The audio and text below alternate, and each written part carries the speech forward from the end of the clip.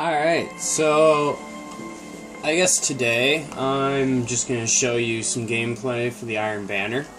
I'm using a level 31 Hunter Blade Dancer class.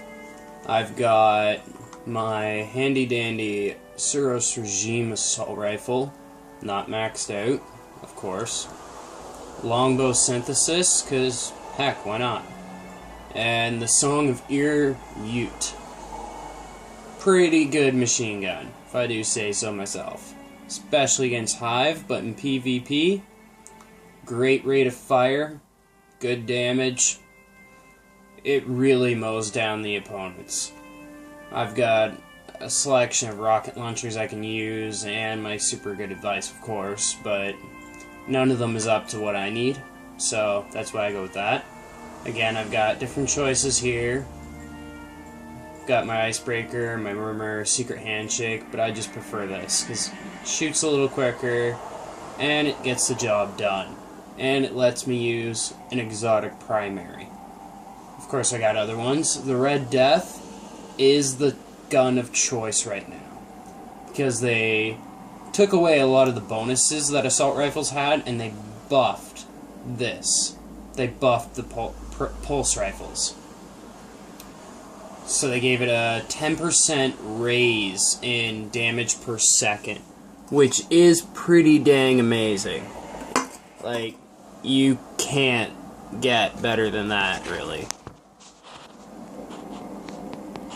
Just adjust the camera a little, because it's not getting the full photo.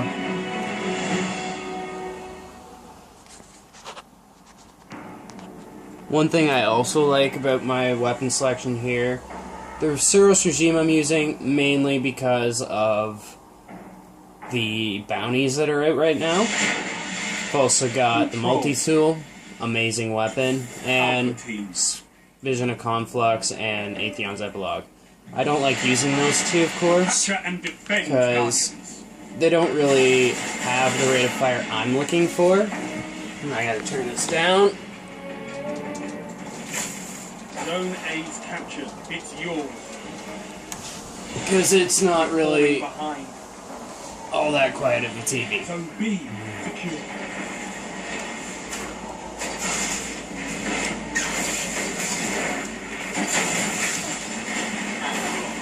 Throw a grenade up there.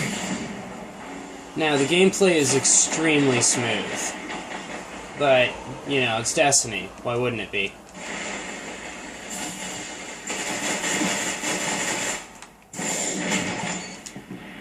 Booyah! Kill time. Gains the lead. Zone A lost. Lost the lead.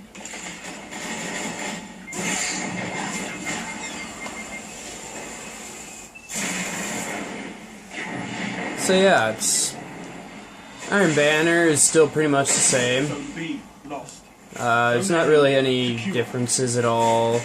Nothing to really catch your eye. It's all the same old, same old. They've got a bunch of different things right now for bounties, but that's just typical. If I'd have to say, one of the biggest changes right now is definitely how the gameplay sort of changed from one person being able to just tank everything solo to needing other players. Because I know before, one of the biggest problems in Iron Banner was you get one guy that runs out in the middle of nowhere and pretty much takes on everybody. With one assault rifle, it was pretty doable. But because they nerfed all the guns so horribly, a lot of the weapons lost that tank ability, which helped a lot of people out, but it also made it difficult for the regular players that grew up with that playstyle. Enemy captured Zone B. But now it's more thoughtful sort of gameplay. You gotta really think things through. Gotta have good teammates to go in with you. One of the biggest tips I can give on this is definitely come in here with your own team. Like, if you can get a group of people together, even 2 or 3 people, it makes a huge difference. Being able to plan things out, talk to each other about things, and really be able to make a strategy. Because if you come in here, you know, no teammates, you can't talk to anyone. There's no one to help you out. It's very one-sided.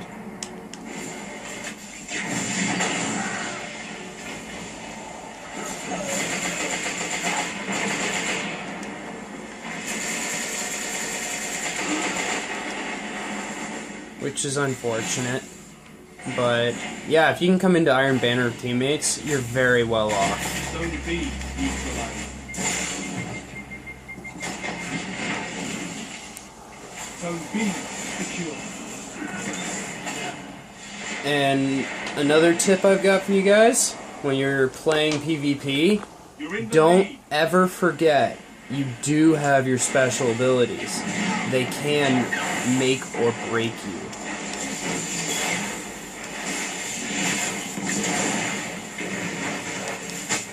It makes things so much easier being able to just, boom, done. Of course, it doesn't work so well when other people use their specials, but it definitely helps. My advice right now, even though they nerfed assault rifles, go full tilt, because they're still one of the best guns you can use out there. And I don't think they'll ever really lose that edge.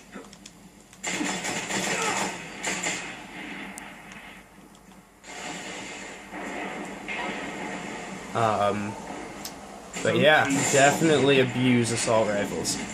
I've noticed a lot of people using shotguns and fusion rifles. They are really good weapons. I won't lie about that.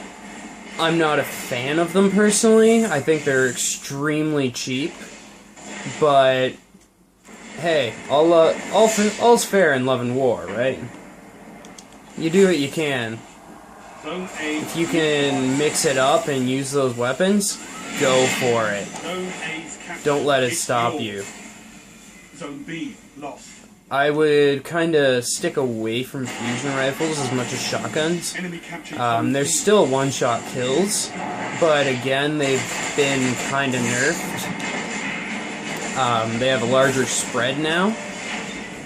Of course, the exotic fusion rifle that you can get for a secondary weapon does take away that effect, because it has an auto-fire almost, where you pull the trigger, and as long as you're holding that trigger, it will continue to fire, and basically unload its clip. So, I don't have it yet, but I'm working on the quest. Hopefully I can unlock that for you guys to see.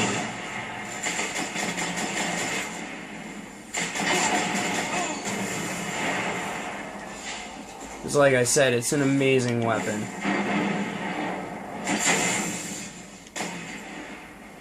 Let's see if I can peg this guy off. Or if he's running from me. Yeah, he's running.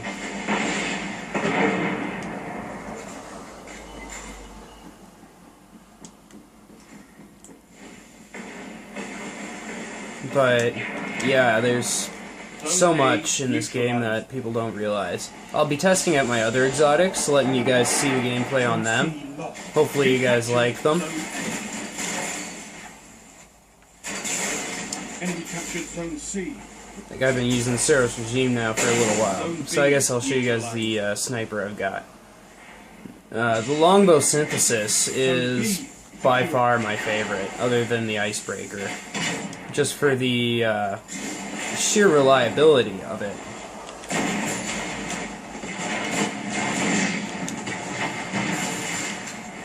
Not to mention that amazing reload really helps.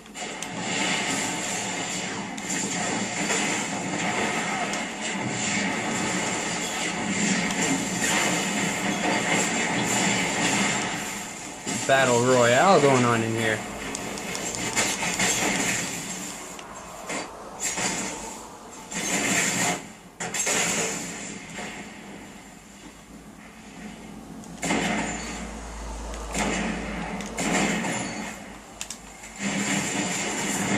But yeah, that reload on the longbow is a lifesaver in tough situations. There is nothing like being in the middle of a battle and just being able to reload like that. Zone C neutralized. Like, that saves your life many times. If you're down Zone C. a clip and Zone held. next thing you know, just Zone A lost. fast reload.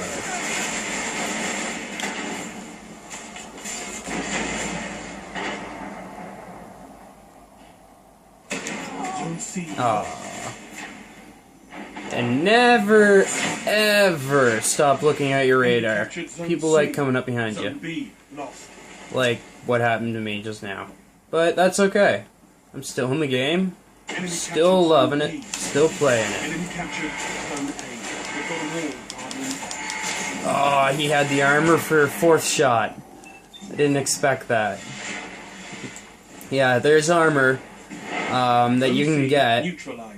You could buy it from Zura a while back, and it allowed you to have a 4th shot with your golden gun. Amazingly handy. Show.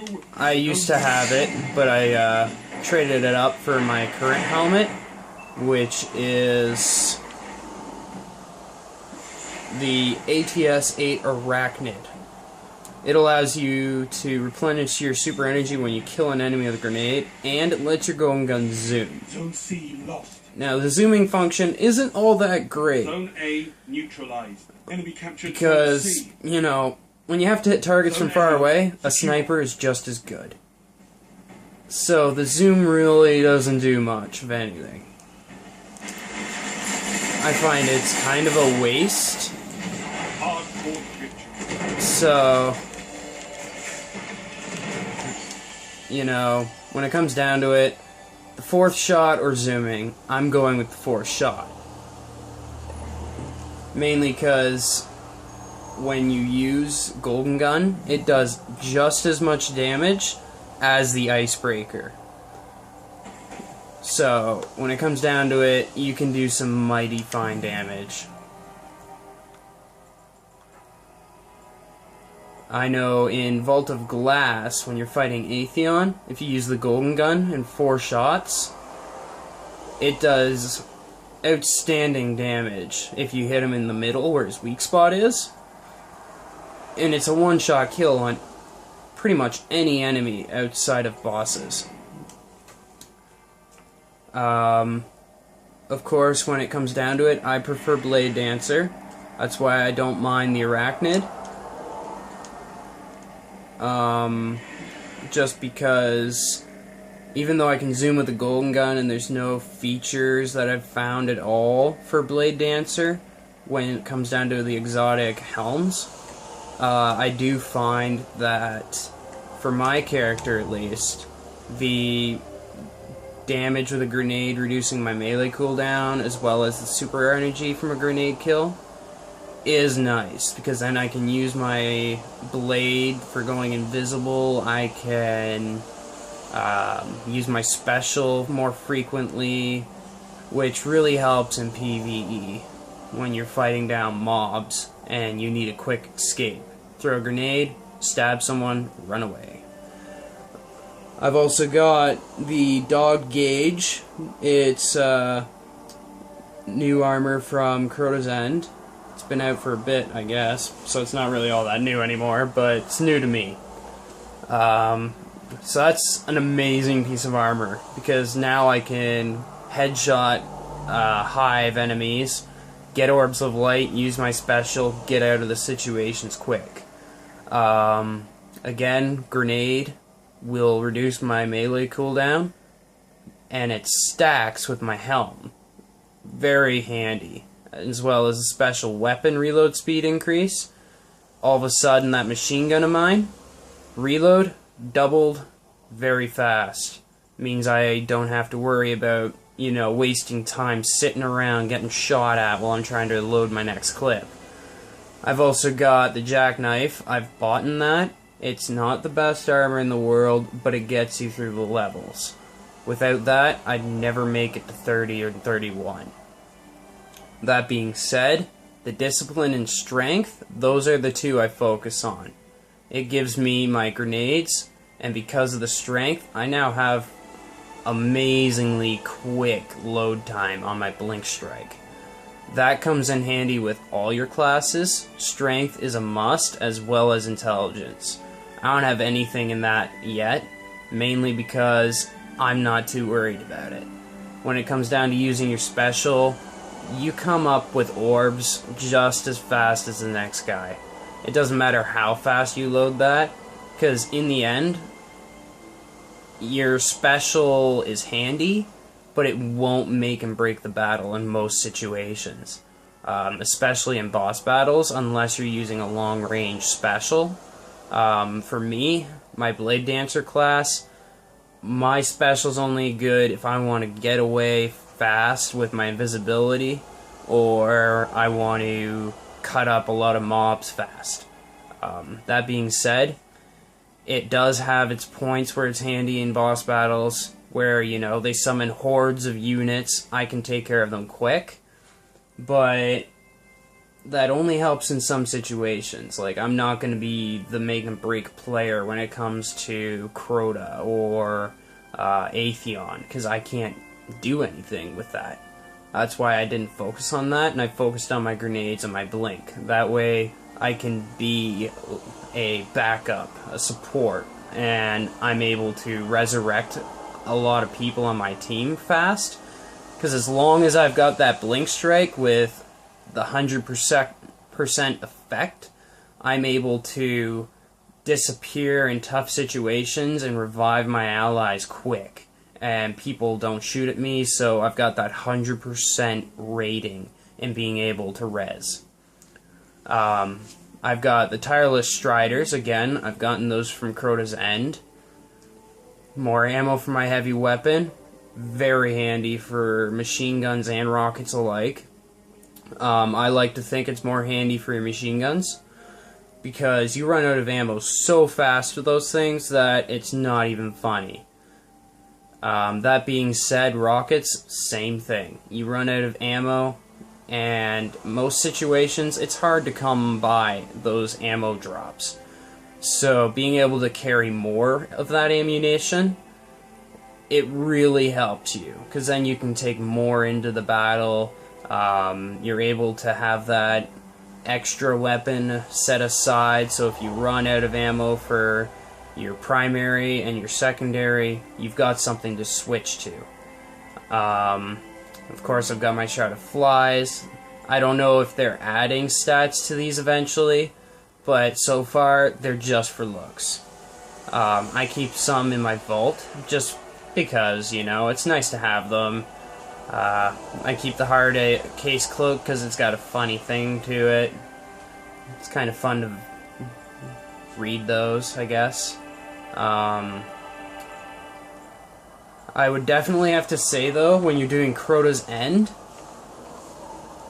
if you don't have a piece of armor that allows you to heal from a kill or heal over time, Red Death is the gun to buy when it comes up in Zur the Traveler, because this gun will save your life. When you're playing Crota's End, you can't heal, like, unless you get the talisman, but on hard mode, there's no talisman. So you basically have to find your own way through armor or weapons to heal. Because once you get damaged, you're done. There's no getting that back. Not without these.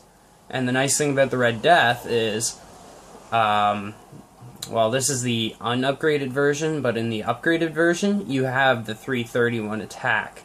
And each kill you have heals you and speeds up reloads for all your weapons. That means you can switch to this gun, kill something, switch out to another gun, and you still have that quick reload for a short period of time. Of course, you know, when it comes down to it, I wouldn't upgrade your guns just yet. Apparently, when they come out with this new update for the game and the DLCs, they're adding in a feature that when you upgrade your guns, you keep those extra unlocks, you keep those stats. So now all that time you've spent working on your guns, you don't have wasted. So, you know, for me, that's a good thing. Especially for everyone else, too. Like, all that time you waste, all the material, the money, everything that goes into upgrading these weapons, you no longer have to get rid of. For those of you that have upgraded the Icebreaker, now you get to use that Icebreaker and upgrade it if you haven't already, and you still keep those awesome stats. You keep those awesome attributes. Murmur? Well, who cares? It's a nice fusion rifle. It's amazing for those that don't have one yet. It's a good starter for a fusion rifle. Personally, I hate it. I think it's crap. It's got the double damage types, but it doesn't have the stats and attributes to back up its power. What I'm trying to get is this. This is the quest you want. This will give you that fusion rifle that'll blow all fusion rifles out of the water. It's a little tougher to get. You have to break down rare